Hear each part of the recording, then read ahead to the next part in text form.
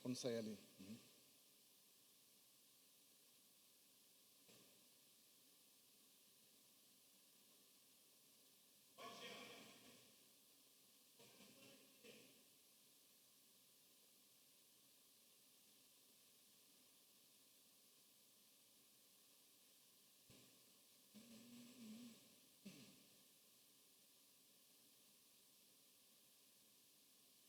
Bom dia, meus amados irmãos, mais uma vez, dando seguimento aí às aulas que temos lecionados aí ao longo desses meses. Já estamos por finalizar as aulas, estamos na lição 9, estaremos estudando nesta manhã a lição 9 por título A Sua Expiação Trará ao Senhor. Talvez o primeiro ponto que devemos destacar aqui é que o livro de Levítico ele vai tratar da purificação. Como que o homem pecador deve se portar diante de um Deus puro e santo. E então, por isso que a palavra de Deus diz, sede santos, porque eu sou santo. E então Deus ele leva a sério a questão da santidade, da santificação, lá no passado, desde o início da história do povo de Israel, até aos dias de hoje, né, como vimos aqui, já há mais de 3.500 anos, onde ocorreu esses fatos aqui da história do povo de Israel no deserto, até os dias de hoje. E convido você já a ler o texto áureo da lição, são duas passagens, que está em Levítico, capítulo 6, os versos 6 e 7, e depois Hebreus 10, 1. Vamos primeiro, Levítico 6, 6 e 7. Diz assim: E por sua culpa trará ao sacerdote uma oferta dedicada ao Senhor, um carneiro de rebanho, sem defeito e devidamente avaliado. Dessa forma o sacerdote fará propiciação por ele perante o Senhor, e ele será perdoado de qualquer dessas coisas que fez, o que o tornou culpado. E aqui, irmãos, parece até um pouco mais fácil, né, entre aspas, de ter que resolver os seus pecados diante de Deus. Nesse momento do povo de Israel, não tinha a comunicação direta entre o povo diante de Deus.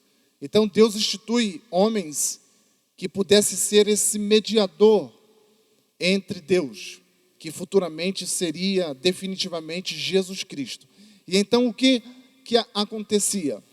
Durante o pecado de todo 365 dias, tinha um dia, um evento no ano, que era o dia da expiação, ao qual os judeus, o homem, o chefe da casa, ele teria que levar o novilho para serem sacrificado ali no altar, como perdão, uma oferenda, como perdão dos pecados cometidos. E então ele traria também 2 bodes.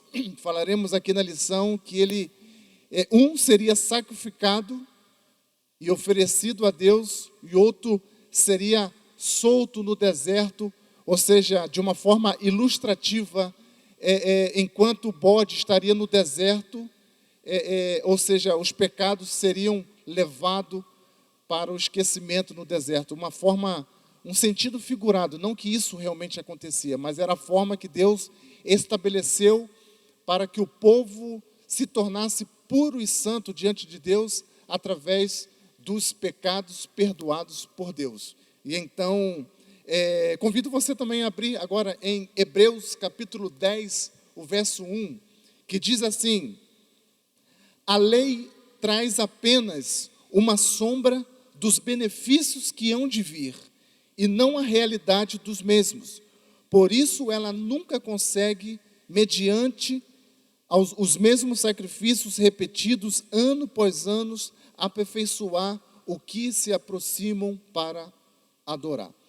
Irmãos, a gente precisa entender, antes de iniciarmos a lição, nos tópicos que aqui tem a ser apresentado, não sei se os irmãos já ouviram essa palavra ou essa frase, progressão da revelação.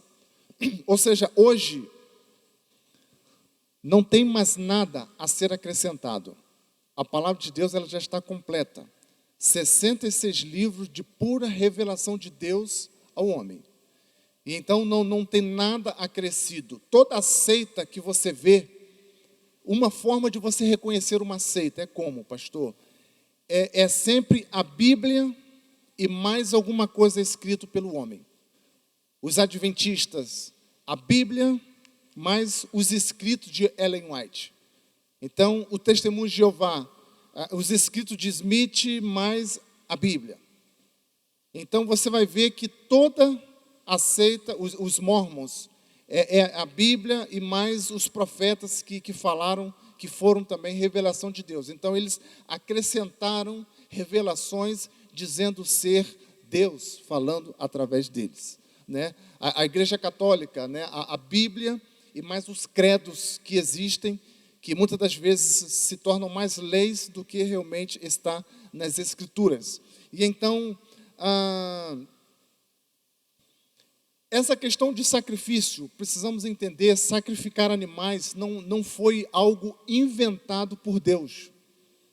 Várias nações, nessa época mesmo aqui no deserto, várias outras civilizações já tinham esse costume de oferecer, de fazer oferendas com frutas, com animais aos seus deuses. Então Deus não está inventando nada aqui, Ele está pegando um sistema já oferecido por todas as nações, mas o diferencial é esse, olha, vocês estarão fazendo algo exclusivo para o Deus Todo-Poderoso, para mim. E então, a única forma de terem os seus pecados perdoados era oferecendo, no dia da expiação, esses pecados, esse cordeiro e os bodes, ao qual os sacerdotes ali, nós falaremos um pouquinho, faria todo o procedimento lá no tabernáculo, e era uma forma de serem perdoados os seus pecados. E toda essa forma, irmãos, até 2000 anos atrás, os judeus, eles estavam sacrificando da mesma forma. E se eu fizesse uma pergunta a você hoje, por que os judeus hoje não sacrificam animais ao Deus Todo-Poderoso? Será que você conseguiria me responder por que os judeus hoje, eles não têm os seus sacrifícios realizados ao Deus Todo-Poderoso? Não é por causa de Jesus Cristo, eles não creem que Jesus é o Messias, simplesmente pelo fato de não ter o templo de Jerusalém hoje. A única forma que era legalizado, oficializado o sacrifício era no tabernáculo, no deserto, né? Era aquela igreja, vamos dizer assim, para entendermos, montável, que monta, desmonta, anda para lá e para cá, até posteriormente idealizado por Davi e concretizado um templo físico, né, que foi o templo de Jerusalém, que foi concretizado por Salomão, seu filho de Davi. E então se perpetuou até 60 ou 70 anos depois de Cristo, ao qual foi derrubado o templo de Jerusalém e não foi reconstruído mais até os dias de hoje. Por isso que os judeus hoje não sacrificam. Ainda tem a linhagem dos sacerdotes, né? A linha sacerdotal, eles sabem, até hoje, quem são os sacerdotes, os sumos sacerdotes, porém, não podem exercitar porque não existe o templo hoje. E se você perceber hoje, aonde que era o templo de Jerusalém, está sobre o terreno uma mesquita de muçulmanos. Olha a tamanha afronta que os árabes tiveram, né? Tamanho pecado do povo de Israel, que hoje nem templo existe e nem o espaço do templo hoje é de jurisprudência judaica. Por isso que ele só tem o livro das lamentações, o muro das lamentações.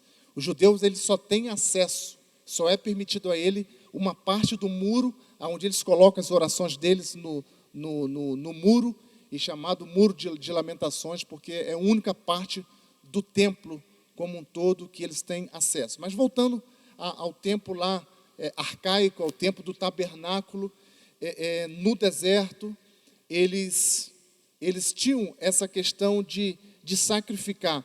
Antes um pouquinho, também falando sobre sacrifício de animal, traz o entendimento de que o pecado precisava ser resolvido com sangue.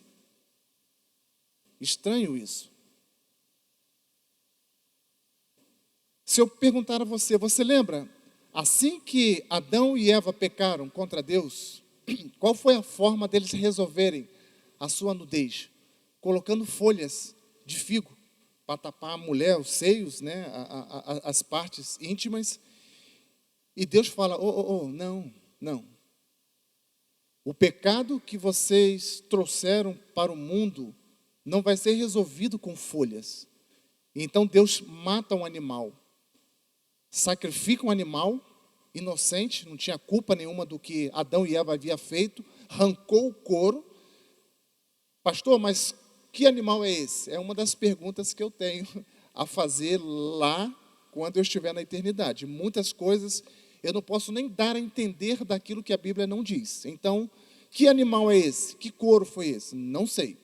Porém, Deus fala, olha, a solução para cobrir os seus pecados não é com uma folha, simples folha que você arranca. Sangue precisa ser derramado para cobrir os seus pecados. E desde então, Deus usa essa metodologia que já havia em várias civilizações de sacrifícios de animais aos deuses. Deus, ele usa esse mesmo modelo para que o povo pudesse.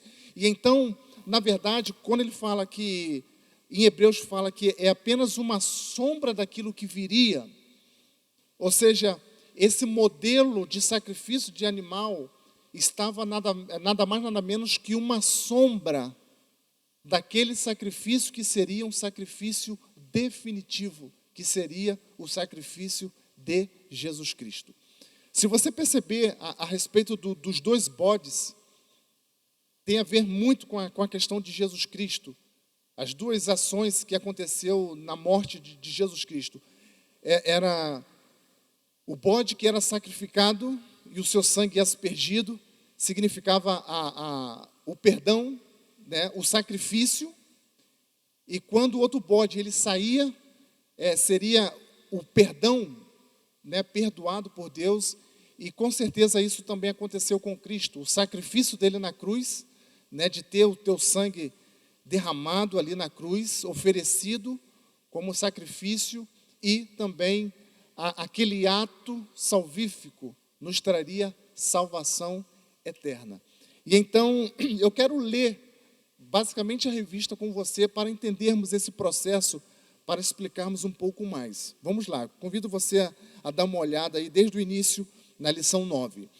Imaginemos que vivêssemos em um contexto de culto, onde no lugar de ministério de louvor, dos corais, da pregação da palavra, houvesse altares para sacrifício de animais, pias especiais para uma cerimônia, incensário, e no ponto alto do culto um grande sacrifício, em que um sacerdote degolaria um animal e queimaria totalmente em um altar.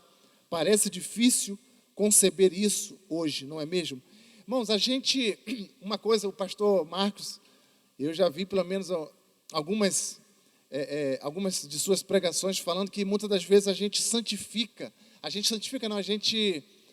romantiza aquele cenário. Irmãos, eu creio que a pior coisa que deveria ser é ser sacerdote. Você vê sangue que era espalhado, e onde tem sangue tem mau cheiro, aonde tem sangue tem mosca. Imagina naquele deserto, um calor, e você ter que sacrificar aqueles animais, e você ter que pegar fogueira, lenha, você ter que cortar a árvore, você ter que botar lenha para acender, aonde que era queimado aqueles animais, aquele cheiro de carne, de pele com tudo, irmãos. Realmente era algo muito, muito difícil né, a gente olhando como que seria matar o animal e imagina, desses 2 milhões, né, entre 2 a 3 milhões e meio de judeus, cada chefe do lar ter que trazer um novilho. Irmãos, imagina a mão daqueles sacerdotes levitas que estavam ali, do sumo sacerdote, de ter que cortar o animal, de ter que separar, de aspergir o sangue, todo aquele trabalho braçal, para que no final de tudo, Deus pudesse receber essas oferendas e então viesse, enfim, o perdão, os pecados perdoados por Deus.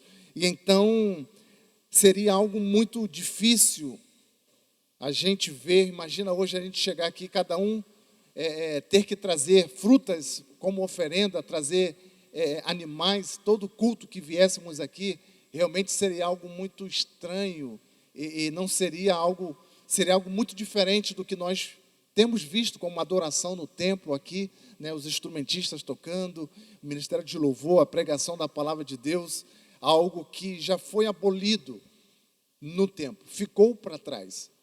Algo que a gente precisa tomar muito cuidado quando a gente olha, principalmente o Pentateuco, muitas igrejas hoje reproduzindo muitas coisas do passado. Talvez você que nos ouve já ouviu, ou já viu, ou já tomou conhecimento de igrejas que tocam chofar, né, que toca aquele instrumento invocando a presença do Espírito Santo. Gente, então essa igreja está muito precária, porque nem o Espírito Santo habita ali. Porque o chofar era tocado ilustradamente ou simbolicamente para o povo judeu perceber que no tabernáculo estava a presença do Espírito Santo ali. E então muitas coisas foram específicas para os judeus, somente para os judeus, e não tem nada a ver conosco nos dias de hoje. Você vê igrejas que no altar tem a Arca da Aliança, e você sempre vê, né, sacrifício de Moisés, sacrifício do sei o quê, trazendo coisas que foram para os judeus num determinado tempo da história. A progressão, a revelação, ela vai progredindo, ela vai chegando até a sua perfeição em Cristo Jesus. E precisamos estar atento a essa diferença de cultura, de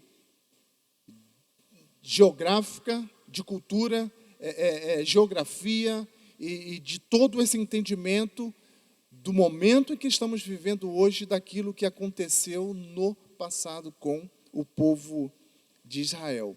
E então ele vai no verso 1, no ponto 1 aí, se você olhar, convido você a abrir Levítico 23, do 26 ao 32, que está sobre o dia da expiação. Diz assim: disse o Senhor a Moisés: o 10º dia desse 7º mês, ou seja, somente no mês 7, né, é o dia da expiação. Façam uma reunião sagrada e humilhem-se. Apresentem ao Senhor uma oferta preparada no fogo. Não realizem trabalho algum nesse dia, porque é dia da expiação. Quando se faz propiciação por vocês perante o Senhor, o Deus de vocês. Quem não se humilhar nesse dia será eliminado do seu povo. Eu destruirei do meio do seu povo todo aquele que realizar algum trabalho nesse dia. Vocês não realizarão trabalho algum. Este é um decreto perpétuo para as suas gerações, onde quer que vocês morem. É um sábado de descanso para vocês, e vocês se humilharão desde o entardecer do 9º dia até o entardecer do dia seguinte. Vocês guardarão esse sábado. Irmãos, e Deus, como eu falei, Ele leva a sério as regras do jogo que Ele teve. E muitos judeus desses 3 milhões, aí vou arredondar para 3 milhões, morriam anualmente porque eles cumpriram direitinho. Pegaram um animal antes de sair de casa, mas eles não foram diante do tabernáculo ali com a purificação do coração, da alma.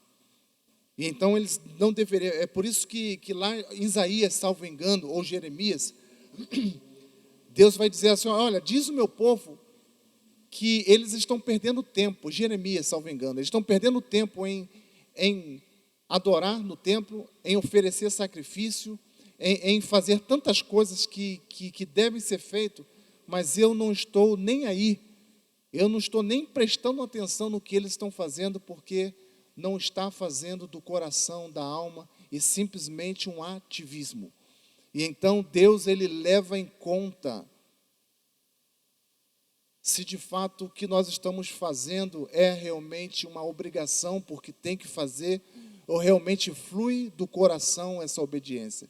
Eu preciso fazer porque é a vontade de Deus. É igual no tocante ao dízimo, né? Tem muita gente que pensa que é uma obrigação. É um fardo ter que fazer. Eu sempre costumo dizer que o dízimo é uma obediência às ordens de Deus. Você não está dando para Deus, você está devolvendo aquilo que a Ele pertence. Olha como é que muda a ótica das coisas. E então, se é uma ordem, devemos fazer em amor, com alegria, porque assim agrada o coração de Deus. E então eles tinham um dia no ano, no mês 7, para o chefe da casa, por todos os pecados dos seus familiares, se tivesse uma esposa e 5 filhos, todos os pecados cometidos durante um ano, nesse sacrifício do dia da expiação, seria perdoado. E o que significa expiação? Significa reparação de culpa, ou seja, sofrimento compensatório de culpa. Ou seja, para ser resolvido um problema, teria que sofrer alguém uma consequência, e nesse caso, eram os animais que sofriam a consequência do pecado daquela família sem ter cometido algum. E aí ele segue na revista aí, olha, o dia mais importante do calendário judaico, em que o sumo sacerdote adentrava ao Santo dos Santos, o lugar mais sagrado do tabernáculo, levando sangue sacrificial a fim de fazer expiação por si mesmo e pelo seu povo. Era chamado o dia da expiação. Esse dia devia ser observado com um restrito rigor pelo povo, pois além dos jejuns e da suspensão de qualquer obra, nesse dia havia o sacrifício anual para a expiação dos pecados do povo. Notemos quanto o sacrifício de animais era imprescindível para a expiação dos pecados na antiga aliança. No sacrifício havia morte pelo derramamento do sangue do animal, e o sangue vertido dos animais sacrificados era o símbolo principal daquele ato, pois nele estava o quê? A vida. Sem o derramamento da vida não haveria perdão. E então, praticamente ilustrando, eu não sei nesse período se esses judeus estavam fazendo essa comparação daquilo que viria lá na frente. Mas eu não sei que dimensão eles tinham de que aquele animal sendo morto, seu sangue derramado, representaria simbolicamente e de uma forma definitiva aquilo que aconteceria não com o animal, mas com o próprio Deus em forma de homem, encarnado, que foi Jesus Cristo, que realizou aquele sacrifício. O ponto 2 aí, se você olhar, expiação no Antigo Testamento, apenas uma obra temporária, uma sombra. Se você olhar Levítico 6, o verso 7, você vai ver assim, olha, que diz: dessa forma o sacerdote fará propiciação por ele perante o Senhor, e ele será perdoado de qualquer dessas coisas que fez e que o tornou culpado. Então, meus irmãos, basicamente a solução no Antigo Testamento para o perdão dos pecados era o simples sacrifício, ou seja, para o perdão ser perdoado, precisava primeiro obedecer essa ordem do sacrifício, levar o sacerdote, cumprir aquele ritual e os seus pecados estavam perdoados. E o ponto 3 da lição, e já chegando ao final, ele vai falar dessa expiação, desse sacrifício definitivo que foi com Cristo Jesus. O Novo Testamento nos revela que a expiação pelo pecado se consumou de forma completa, definitiva em Cristo Jesus, por intermédio do seu sacrifício feito por nós na cruz. Aleluia. Desse modo, o sacrifício de Cristo é mais excelente do que o sacrifício levítico. O autor de Hebreus, no capítulo 9, verso 14, sustenta que o sacrifício levítico tinha valor de perdoar pecados no passado. Quanto mais sangue de Cristo, pelo Espírito eterno, ele ofereceu a si mesmo imaculado. Irmãos, se olharmos esse entendimento da palavra de Deus, uma diferença do sacrifício de Jesus para o sacrifício do Antigo Testamento é que a palavra de Deus diz que todos os nossos pecados foram lançados na cruz do Calvário. Quando a gente olha em Gálatas 15, em Gálatas 15 não, deixa eu ver, 2 Coríntios 5, 17 e 19, ele vai tratar dessa questão, meus irmãos, a respeito do pecado.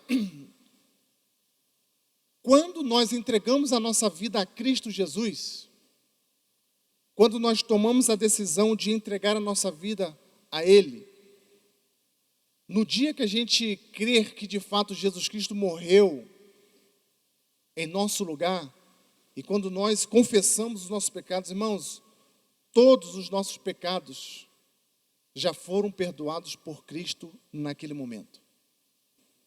Os do passado, os do presente e os do futuro.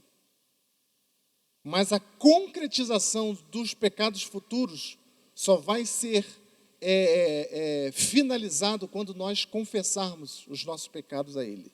Se confessarmos os nossos pecados, 1 João diz, Ele é fiel e justo para perdoar os nossos pecados. E então, Cristo, ali os judeus, todo ano, eles tinham que oferecer aquele sacrifício para perdoar os pecados daquele ano que aconteceu. Em Jesus Cristo, todos os nossos pecados já foram perdoados há mais de 2000 anos atrás, em Jesus Cristo na cruz do Calvário, ao qual precisamos dia após dia nos arrepender desses pecados e escolhermos viver uma vida digna diante de Deus. E o sacrifício de Jesus foi um sacrifício definitivo e eficaz. Então, por isso que não há essa necessidade tanto de ter um mediador entre nós. Já foi Cristo. Uma vez que Cristo foi esse mediador, hoje a gente não precisa mais nem da intervenção dos diáconos, pastoral, para nos trazer bênção. Nós somos o nosso próprio sacerdócio. Nós temos, como na Bíblia diz, que o véu se rasgou ali na morte de Cristo, ou seja, o impedimento que as pessoas tinham de acesso direto a Deus foi cessado. E a partir de então, da morte de Cristo, todo homem ele tem livre acesso a Deus. Ele deve buscar a Deus dia após dia, 24 horas você terá à disposição de Deus, do Pai, do Filho, do Espírito Santo, à disposição nossa, em todos os momentos. E então, trazendo claramente, eu quero finalizar com o para pensar e agir. A expiação no Antigo Testamento nos ensina, através da cerimônia, o grande privilégio de entrar na presença do Senhor. Assim também devemos observar em nossos dias, de maneira que jamais venhamos tratá-la de maneira displicente.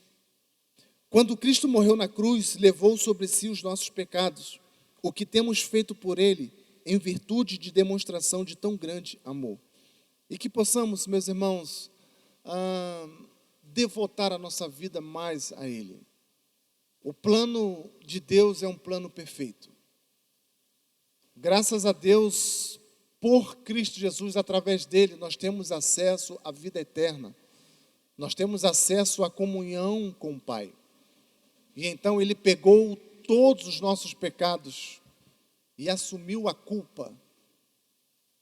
E foi punido por Deus para que pudéssemos nos tornarmos limpos, justos diante de um Deus irado. Para finalizar, a obra de Cristo foi, imagina que todos os seus pecados estão aqui. Imagina se você, um pecado por dia, 3 pecados por dia, você teria ao ano mais de 1000 pecados. E aí multiplica 1000 pelos anos de sua vida, né? Tantos 1000 pecados. E vamos supor que você está aqui, ó, todos os seus pecados registrados aqui, ó, nesse livro. Com certeza você seria condenado no tribunal, com os melhores advogados, não teria condição de sair impune. Você já está sentenciado por esses tantos 1000 crimes contra Deus, e vem um homem chamado Jesus Cristo e diz assim: olha, você quer fazer uma troca? Eu quero sofrer a condenação no teu lugar. Então, me dá um termo aqui que eu vou assinar, dizendo que eu sou responsável por esses tantos 1000 pecados.